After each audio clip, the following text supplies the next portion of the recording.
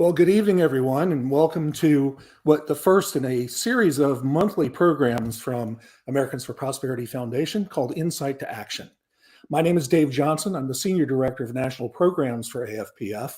And tonight we're going to start a series where we talk about the issues that our organization cares about, the vision we have for a better, freer country, and some of the values that we hold. But we're going to start off this program tonight by talking a little bit about the power of economic freedom and how economic freedom makes such a big difference in all of our lives. And we'll get the screen going here real quick. Thank you all for coming. We're going to ask you to tell us a little bit about yourself in the chat. If you want to share where you're calling in from, where you're listening from, we'd love to know.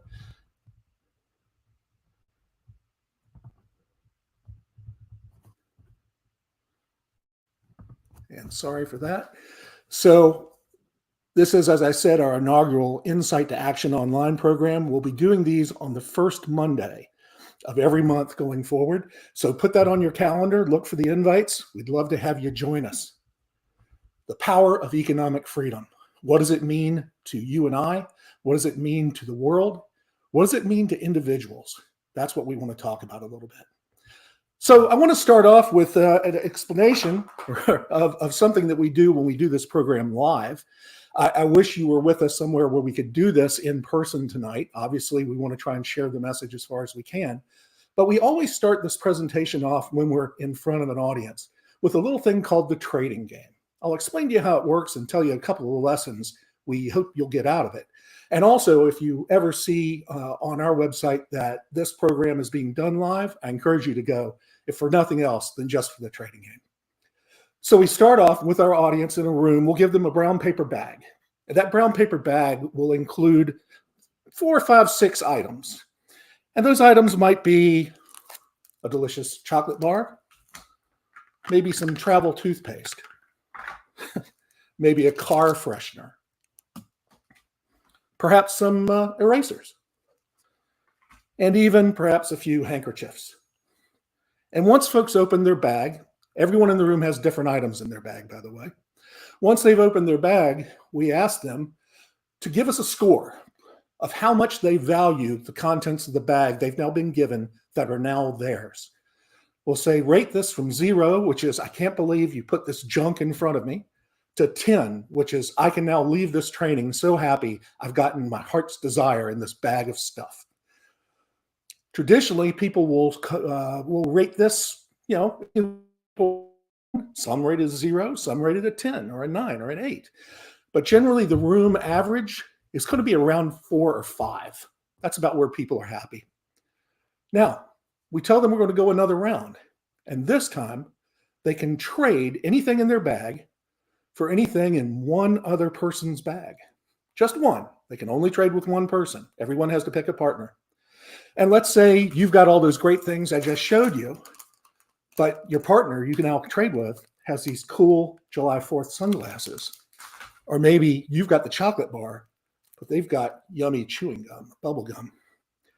You can make a trade. So the trading goes on for 30 seconds, 40 seconds. Then we ask people, once again, rate your bag now that you've traded. Every single time I've done this, I've done it hundreds of times, the scores, the average scores in the room go up every time. Then we'll either go 1 or 2 more rounds, but ultimately we'll say, all right, now take your stuff, the stuff that you now have, that's yours, and you may trade with anyone in this room. The trading goes on again for about a minute. And what happens at the end of that, invariably, is that the average score starts to crank up towards 7, 8, 9. So what's the lesson there? Well, the lesson is the ability to have economic freedom, to freely trade our possessions, our property, the things that we have, leads to greater value. It's the idea of subjective value. It's how we create wealth. It's why wealth isn't a zero-sum game. I often say that I may go out and buy a $300 television set. I don't go out buying it because I believe the television set is worth $300. I buy it because it's worth more to me than $300. The seller, the store that's selling it, is selling it to me because they value $300 more than they do the TV. All value is subjective, and that's why we can create wealth by having the power to freely exchange goods and services with others at our will, at our ability, at our pleasure. So, I want to ask you to put something in the chat if you feel so inclined. What do you think is the most important factor in economic freedom, what we're talking about tonight? What do you think economic freedom means? And I'll give you just a second if you care to add anything into the chat there. Well, I believe, and I think we believe as an organization, Americans for Prosperity Foundation, that free people are capable of extraordinary things, right? Free people, people who can freely exchange their goods, their service, the product of their labor with others, are capable of extraordinary things. A few years ago, Charles Koch, who's the head of Koch Industries and one of our most valuable leaders at America's Prosperity Foundation, did a video to talk about how over the last just few hundred years, the rise of economic freedom across the globe has caused an explosion in wealth, in prosperity, and the ability of people to create better lives for themselves. I want to show you this video real quick, and then we'll come right back. Why are we here? What is it we're seeking to achieve?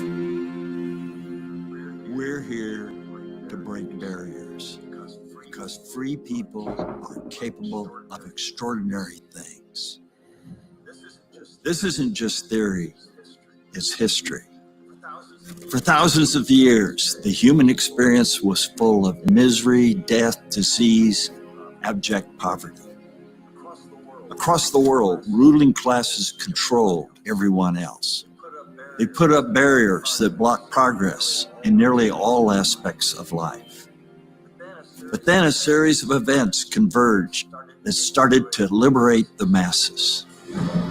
When Gutenberg invented the printing press in 1440, it gave people access to information and greater opportunities to think for themselves. William Tyndale translated the Bible from Latin, the language of the elites, into English.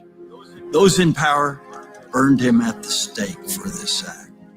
But he succeeded in enabling far more people to be able to interpret religion for themselves. This created the conditions for the Reformation. New ideas began to take root. People like Galileo and Newton challenged authorities, which led to unprecedented scientific breakthroughs and progress for society. Events like this paved the way for the Dutch Golden Age. The Dutch created a relatively tolerant society for their time, and barriers continued to crumble. People like John Locke, Descartes, and thousands of religious refugees made it their home. Holland grew into a flourishing marketplace of ideas. In addition to scientific progress, like the invention of the microscope, economic progress was encouraged by the protection of private property rights. More people had more freedom, and for the first time ever, merchants, artisans, and working people were respected and rewarded for their work. Trade exploded, and Holland became the most prosperous country in the world. And finally, in the 18th century, the liberalism that led to Holland's wealth began to spread to other countries.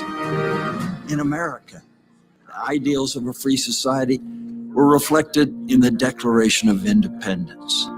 It articulated a vision for a society where citizens would be treated equally under the law and provided the freedom to flourish. What ensued has been a period of unprecedented worldwide growth, known as the Great Enrichment. Depicted here is a hockey stick of human progress. By some measures, Americans' standard of living has risen by close to 3,000% over the last 2 centuries alone. This shows what happens when barriers are removed. Ideas can flow, and people can have the freedom to innovate, succeed, and drive progress. But sadly, not all people have gained that freedom. Since our founding, the promise of life, liberty, and the pursuit of happiness has not been equally applied to everyone. African Americans and Native Americans were given no rights. Women and immigrants were only given partial rights. And certain religious groups were persecuted, just to name a few. Through our history, it's taken courageous individuals who built inspiring movements of millions of people to break these barriers, one by one. From the abolitionist movement, to the women's rights movement, to the civil rights movement, these movements have helped our country move closer to the ideals of the Declaration of Independence. But we have a ways to go. Today, our society continues to be plagued by a rigged system of cronyism, dependency, and control. We have a two-tiered society that creates welfare for the wealthy and crushes opportunities for the disadvantaged. The barriers this system has created make it nearly impossible for many Americans to learn, contribute, and succeed. It's the injustice of our time, and it has to stop. By partnering with an ever-growing coalition of collaborators from all walks of life, our network has made more progress at breaking these barriers in the last 5 years than I did in the previous 50. In education, through principled businesses, in communities, and through public policy, we've built capabilities that are helping people transform their lives. Now, we must do an order of magnitude more. If our network can create a tenfold increase in scale and effectiveness, we can truly become a movement of millions that drives societal transformation. This will bring about a system of equal rights and mutual benefit, where people are motivated to help one another. This will not be easy, but what we face is nothing compared to what our historical counterparts faced before us. Their stories prove that dedicated, courageous individuals uniting together with shared principles and a common vision can break barriers. And when they do, free people will achieve extraordinary things. That, in my opinion, is why we're here. And that's what we're trying to achieve. So, what Mr. Koch is talking about there is the idea that individual freedom, that ability to use your talents, your strengths, create goods, to create services, to freely trade them. Sometimes government, other institutions have gotten in the way of people's ability to do that. And so this definition, which comes to us from the Stand Together, which is a sister organization of ours, economic freedom is the key to greater opportunity and an improved quality of life. The freedom to choose how to produce, sell, and use your own resources while respecting everyone else's right to do the same. That's really what we're talking about. And, sometimes we hear from people who say, oh, well, you guys are right of center organization or tend to have views that are that way. What really is fascinating is when people are exposed to the power of economic freedom, regardless where they are on the political spectrum, they start to see it. For those of you who might not know, this is Bono, famous singer of the band U2, not exactly known as a conservative. And he gave a fascinating speech in 2012 at Georgetown University. He's done a lot of work. He's a philanthropist. He's done a lot of work in Africa. And in this speech, and we're going to give you the information where you can see it at YouTube, and there's a timestamp on there for where he really talks about this. Bono acknowledges that aid, that just giving money or giving supplies to anyone who's downtrodden is not the answer. As he calls it, it's barely a stopgap. The real way for people to rise up from poverty is to have more economic freedom and the opportunity to be entrepreneurs and buy capitalist ideas that help them grow, expand, and provide for their families and for future generations. Free markets economic freedom is the way forward for the world, he argues. And you can hear that speech again on YouTube, and we'll put the link in the chat for you. So, another example, economic freedom. For those of you who don't know, this is a map of the Koreas, North Korea, obviously, and South Korea at the bottom, China up there above them. Nothing much distinguishes them, maybe a little more brown in the north, a little more green in the south, but nothing much distinguishes them by satellite during the day. What distinguishes them is by satellite at night. Look at the difference in that. That shows what economic freedom means. That shows what the ability to take control of your own life means for people. Now, you'll notice, and sometimes we have this conversation when we're doing these programs live, that China is also pretty well lit up. Well, China certainly is more economically free than North Korea, and we know that. And despite their political issues, when they started opening up their economy some 30 years ago now, lights started coming on in China. That's what starts to make the difference, the ability of people to open themselves and their talents and abilities to free markets. Now, this is also true, and it goes on for a while, and it takes a while to get out of. This is a map of Germany from a few years ago, almost 30 years after the Berlin, almost 30 years after the reunification of Germany.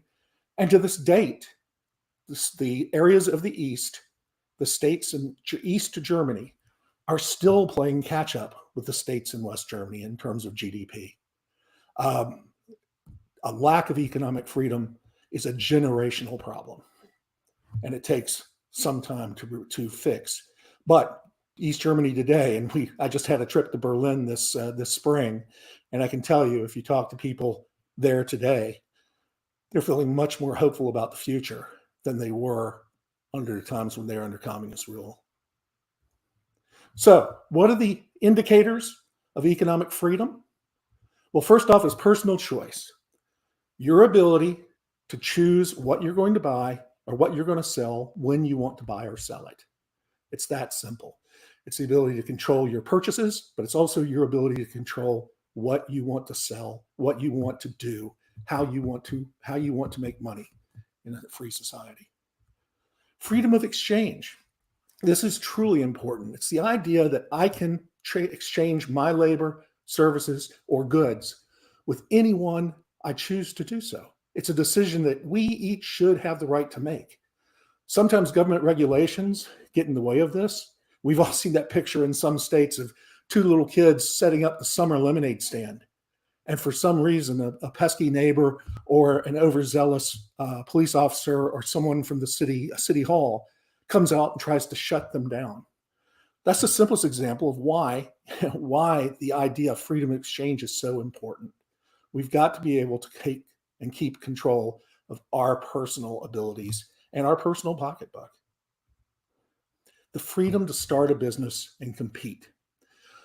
One of the biggest obstacles sometimes to opening a business can be government regulations. We talk a lot, and we're going to talk sometime during this Insight to Action series in a few months on the problem with the idea of what are called certificate of need laws or overbearing licensing regulations by government. The number of jobs today that require a government license is if I remember correctly, almost six-fold higher than it was just a generation ago. And a lot of times that's government working hand in hand with the existing businesses in a particular market to try and keep new people out. Sometimes you talk about in the argument that it's for the public's good. There are states that still have licensing regulations on things like flower arranging or hair braiding or things like that, that are really trying to block people out of the ability to start their own business and compete in a free market. Well, protection of person and property. This is a critical one. People have to feel safe, and they have to know that their property is protected in order to really be able to do that free market exchange that we're talking about. If crime is rampant, if the regulatory state is overbearing, if you don't feel safe, you're going to have a hard time getting things going. And that's either as a buyer or a seller of goods, services, and time. So let's talk about what role the government has in securing economic freedom. You remember that promise in the Declaration of Independence in the very first section, right? We all are endowed with certain unalienable gifts. Those are life, liberty, and the pursuit of happiness. You might have heard it from earlier, the term of life, liberty, and property. Well, the founders certainly believed that the right to own property was a key part of that pursuit of happiness, that pursuit of being the best we can be. And so what does the government's role? Well, the government have a role in that. And how do we measure it? That's a really important point. Some very smart folks, university professors, folks who work for two fantastic organizations,